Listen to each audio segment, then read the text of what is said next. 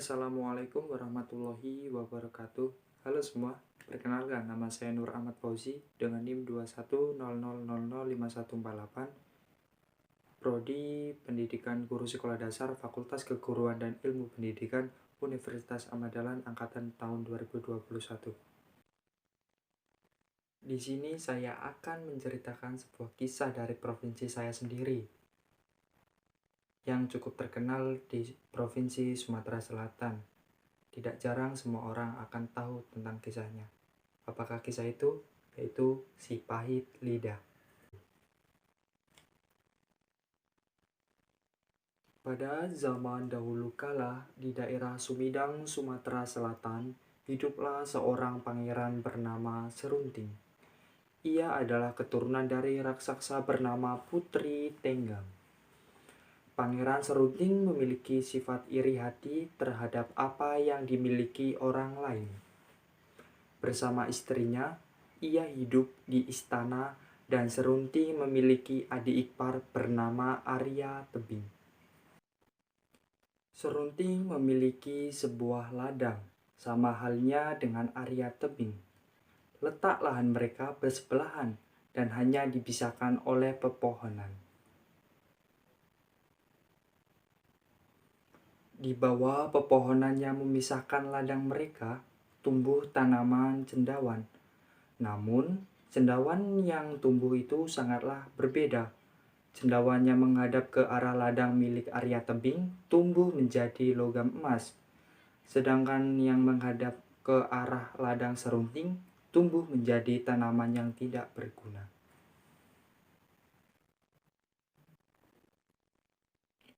Hal ini menimbulkan rasa iri hati Serunting.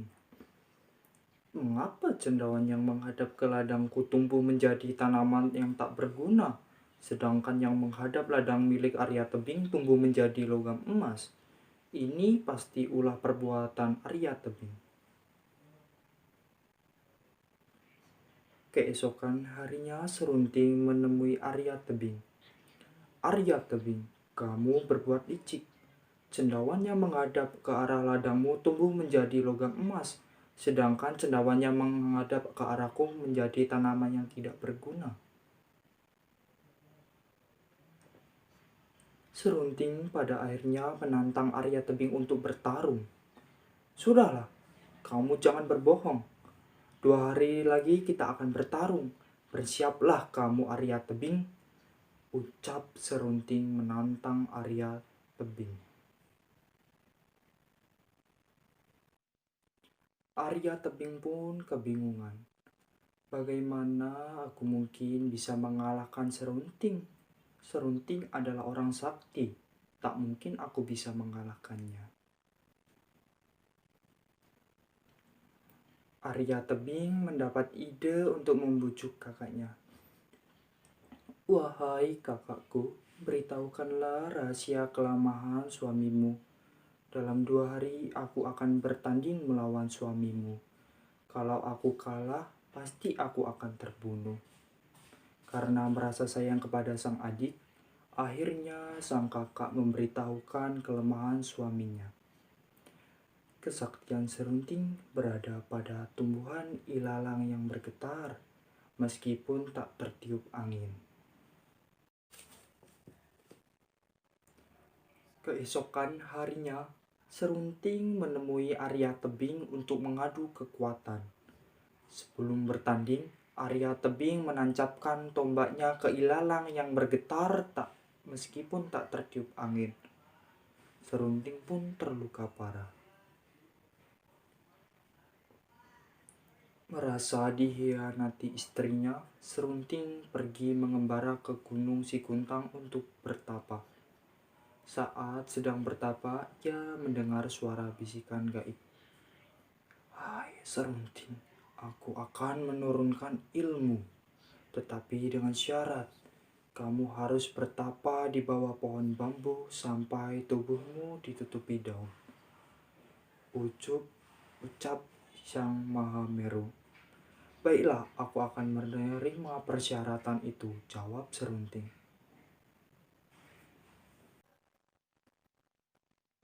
Tak terasa waktu telah berlalu, dan tubuh Serunting pun sudah tertutupi daun dari pohon bambu. Kini kesaktian yang dimilikinya adalah setiap perkataan yang keluar dari mulutnya akan menjadi kenyataan.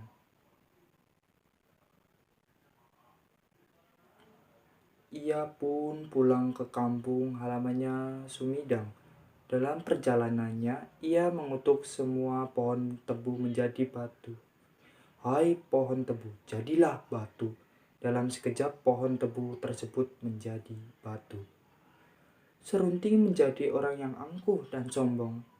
Oleh karena itu, orang menjulukinya dengan nama si pahit lidah.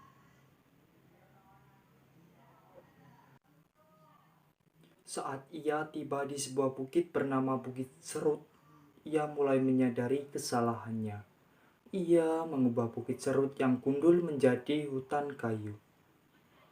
Wahai Bukit Serut, jadilah kau bukit yang ditumbuhi hutan kayu.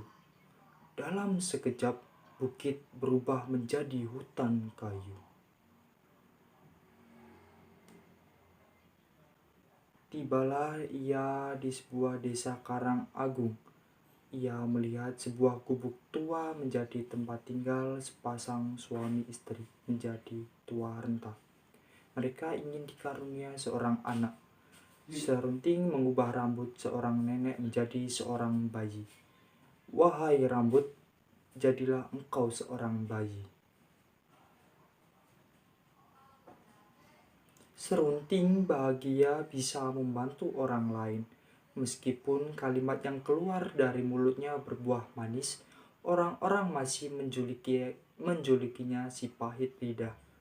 Di sisa perjalanannya menuju Sumedang, Serunting belajar untuk membantu orang lain dan belajar membantu orang yang dalam kesulitan. Demikianlah cerita rakyat yang berasal dari Provinsi Sumatera Selatan, yaitu si pahit lidah. Apabila ada kesalahan dalam cerita, saya mohon maaf. Saya akhiri. Wassalamualaikum warahmatullahi wabarakatuh.